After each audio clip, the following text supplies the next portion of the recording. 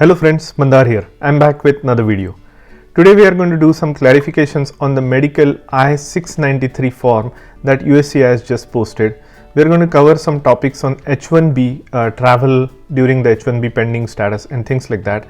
We are also going to talk about documented dreamers, when and how they are going to be included in any of these bills, and some other questions. I'll put the timelines in the descriptions, but you never know which question is going to be relevant to you. So watch this video until the end and let's get started. If you are here for the first time, welcome. My name is Mandar and I make immigration related videos for US and Canada. I'm not an immigration lawyer, so anything that I say on this video or on my channel is for information purpose only. And for your specific immigration needs, before you take any action, you should hire a competent immigration lawyer.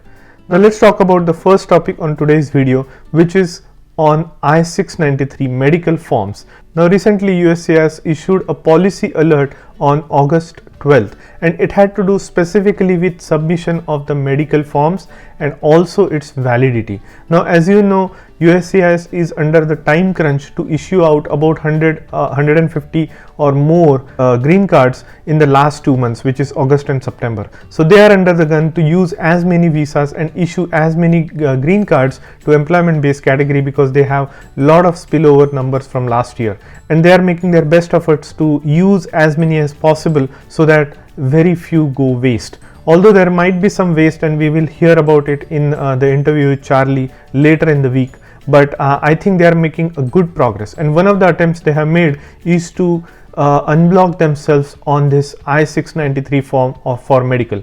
Now let's take a look at what the exact policy alert says.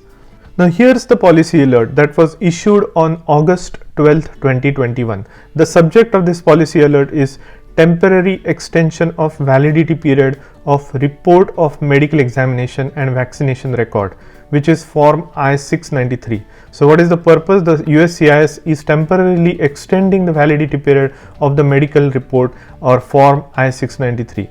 So it goes on to give the background what it is. So there are two important things to note, and I have made a special video on this topic. You might want to check it here. But when you get your medical records from the physician, you have to submit them to USCIS within first 60 days. So within the 60 days of the signature of the physician on the report. So that is one thing. And then the second thing is, the medical report after it's submitted is valid for 2 years from the date of the signature. So submit within 60 days and it will be valid for up to 2 years. Now there is a temporary provision with this policy alert that USCIS has made only for this time period from now August 12th until end of September. Only during this time, if you have a pending I-485 application, or if you are going to submit a 485 application, your medical reports will be valid for 4 years instead of 2 years. Now let's look at what it actually says. The temporary extension of the form 693's validity period is effective August 12th, 2021 through September 30th of 2021. So this is a very limited time policy alert. Only during this time will the USCIS accept the existing medical form that was submitted to be valid for 4 years. And it exactly goes on to say, temporary extensions of the validity period of an otherwise valid 693 in case where the civil surgeon's signature on the form 693 is dated no more than 60 days before the applicant files for I-485. So as I said, the first rule of thumb, when you get that medical report, it has to be submitted to USCIS within 60 days. So that is still the condition, that has not changed. What has changed is no more than 4 years have passed since the date of civil surgeon's signature. So if you have submitted I-693 form along with your 485, and even if it has exceeded 2 years during this time frame, August 12th to September 30th, they will still consider it valid as long as it has not been more than 4 years since the signature of the physician. And then the last one is, the decision on form I-485 is issued on or before September 30th. So as long as the decision on 485 is made before September 30th of 2021, this rule will apply. What does that mean? On October 1st, this rule will not apply. So you will, if your case is adjudicated after September 30th, this rule will not apply. Then in that case, if your 693 has passed 2 years of validity, they may issue you an RFE. So I hope this is. Now there are two specific questions that I know you will have in your mind. What about if I have already submitted a 693 along with my 485? So if that is the case, and if your case is adjudicated between August 12th and September 30th, and if more than 2 years have passed, you should be fine. You should not have to submit another 485.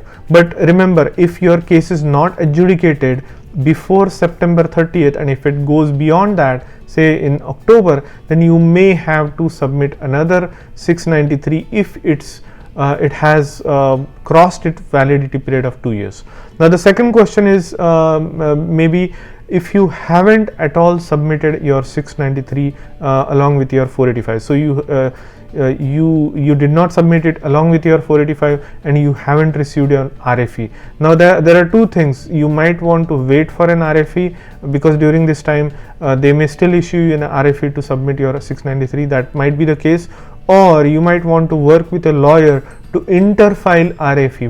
What it means is, during this specific period between August 12th and September 30th, you can proactively submit your 693 with the help of a lawyer who can help you write a cover letter. What it means is, interfile means your 693 will be attached to an existing I-485 application for this specific period, just to take advantage of this scenario. In regular times, interfile is not something that I suggest, because there are a lot of hit and misses. But in this particular scenario, because you are on a time crunch, interfile might make sense. So work with a lawyer on that. So I hope this topic is clarified, because in my last video this was a passing statement about changes in the medical form validity, but I thought it was I had an obligation to make it clear with an elaborate answer for you. So I hope you got the answer. Now next question is about H1B and H4 EAD and H4. So the question is, can you travel while your H4 is pending or H4 EAD is pending?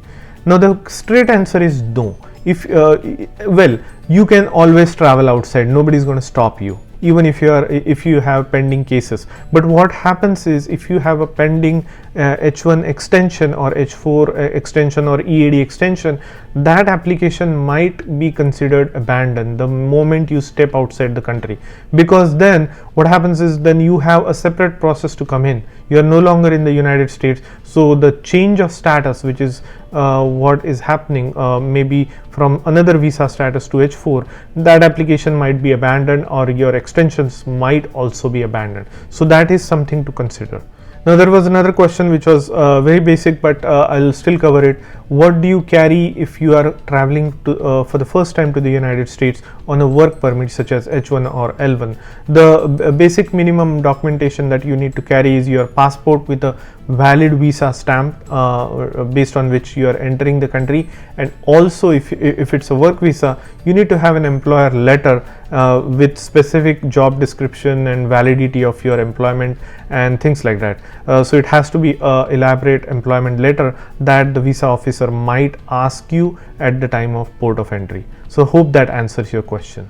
Now other question is, does it matter if your priority date retrogresses? So if say for instance your priority date was current and you applied for your 485 based on your with the chart that USCIS has allowed you to use at the time. So between October and December they typically use the filing date chart for application of 485, and beyond that they use a final action date chart for the application of 485. So if the date was current at that time, that's the basis of your application, and then later on if the date retrogresses, your application still remains valid. So it's just that they will not be able to assign you a visa number to approve your application, but your application will still be in pending adjustment state.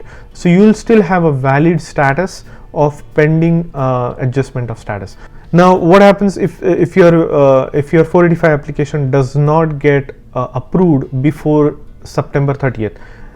To be honest, nothing happens for your application. It's just still in process. Instead of using up 2021 FY visa, they will be using 2022 visa number for you, but that shouldn't matter for you as long as your application is approved. So hope that makes sense. Now let's talk about the documented dreamer update. So in the last video I mentioned that there is a chance that one of these bills, reconciliation bill or infrastructure bill, might include the documented dreamers as well, because they are offering pathway to citizenship to about 10 million undocumented immigrants. So why not for documented dreamers? So documented dreamers, just so you know, are the people who have come at a very early age along with their parents who were on work visa, and from the backlog countries like India, they have had to wait for about 10 years or more on the green card wait list. But during this time they age out, in the sense that they turn 21 and then they can no longer stay on their parents' application for adjustment of status. In that case, these documented dreamers, if you will, because they have all the necessary paperwork and they have been in the United States legally, they are out of luck. So there is a effort to include these documented dreamers, same law as undocumented immigrants, to provide them pathway to permanent residency. So that's what that is. So in the infrastructure bill, I don't think that was included, which passed in the Senate last week. But what I know, the upcoming budget reconciliation bill is the one that may include this text for the documented dreamer. So that is something to watch. Now the text is not yet finalized. They are still building the text for this reconciliation bill. That might happen maybe later this month or so. So there is some time for this bill to come to the floor, which includes these documented dreamers. So stay tuned to my channel and I will let you know if and when the documented dreamers are included into this budget reconciliation bill.